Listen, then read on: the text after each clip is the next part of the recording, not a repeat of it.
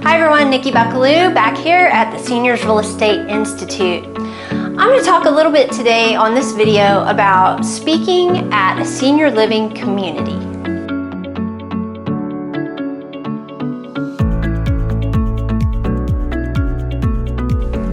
So you've been asked to speak at a senior living community. Congratulations, that's exciting.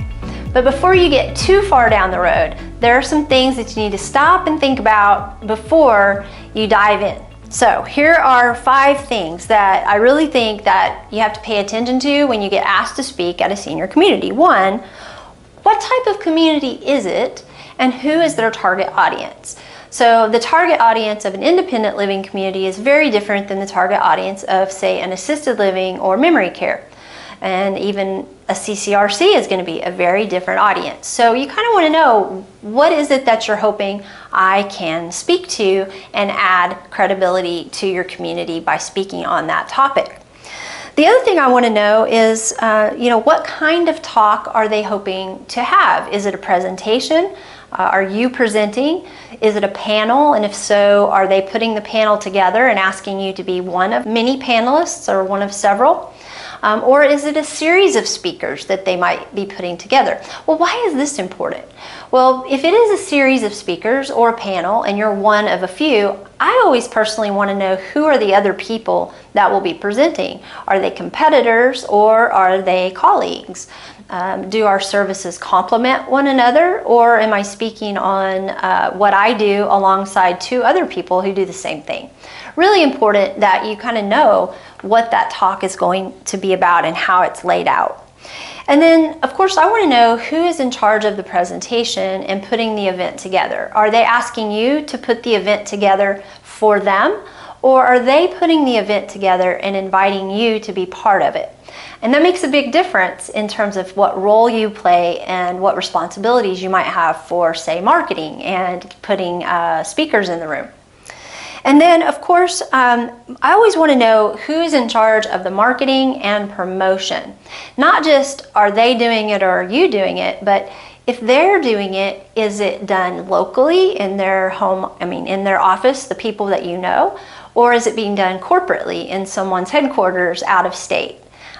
Because that makes a big difference. If somebody from corporate is putting together a marketing piece and all that marketing person is doing is submitting your information, it's a lot harder to proof their materials than it is if they're doing it locally. It'll feel more like a collaboration if it's local.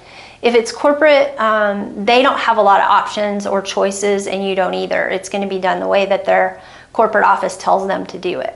So I just like to know ahead of time what to expect. So here are a few things to keep in mind.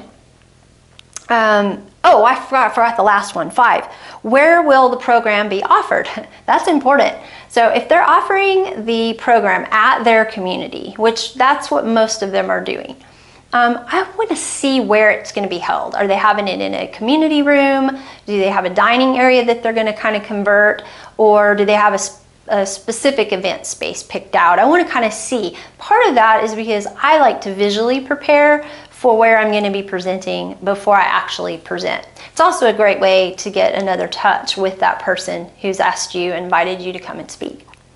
Okay, so now let's say you've got it all planned out, you've got your program put together. Here are a few tips to make sure that it goes well for all of you. Number 1, not all communities are great at putting on events. Not all marketing reps are experienced with this. So stay in touch, collaborate, work together. If the community's used to doing a lot of events, you'll know that right off the bat. If they're new or inexperienced, then you're probably going to know that too. Be prepared for staff changes. On more than one occasion, we've had an event set up at a community only to find out the week that the event was supposed to happen, the marketing rep left and a new marketing rep took their place. They don't always pass the baton very well, which is another reason to stay in touch, just to make sure that things are going smoothly. The day before the program, I always say call or email or text, whatever your communication is with them, and find out how many people have RSVP'd, how many do they expect, and is there anything that they need you to do last minute before the event. Now, on the day of the program, you're going to want to arrive a little early, 30 minutes to an hour even. A lot of times attendees will come very early because they're afraid they'll get lost or they want to get a good parking spot. And that's a great time to just visit with people, find out why they came, what they're hoping to learn. It's a great, very personal kind of opportunity to get to know the marketing rep a little bit better. And if there are any last minute glitches, you have time to work those out. Now, don't be surprised when you show up and the person introduces you to the audience that they leave the room. This is a surprise to a lot of us the first time that happens. You think, oh, they're going to stay and they're going to listen to what I have to say so that they're also informed, but they oftentimes don't have time. They come in, they introduce you, and then they leave and go back to their office. So be prepared for that if that happens. Always have a handout and always have an evaluation form that people can fill out at the end. If they fill out the evaluation form, put their name and information on it, then that's your permission to contact them about future things you might have going on. And then, of course, you're going to want to send a thank you note or some sort of appreciation to the marketing rep for giving you the opportunity to speak. Whether one person is there, 5 people are there, or 50 people are there, you always want to appreciate them for the effort, because it's really, at the end of the day, not about the talk that you're doing that day. It's about building a relationship and building rapport with them so that they see you as a trusted resource. So I hope those have been helpful. That's just a few of the tips that I can share with you about putting on an event at a senior living community.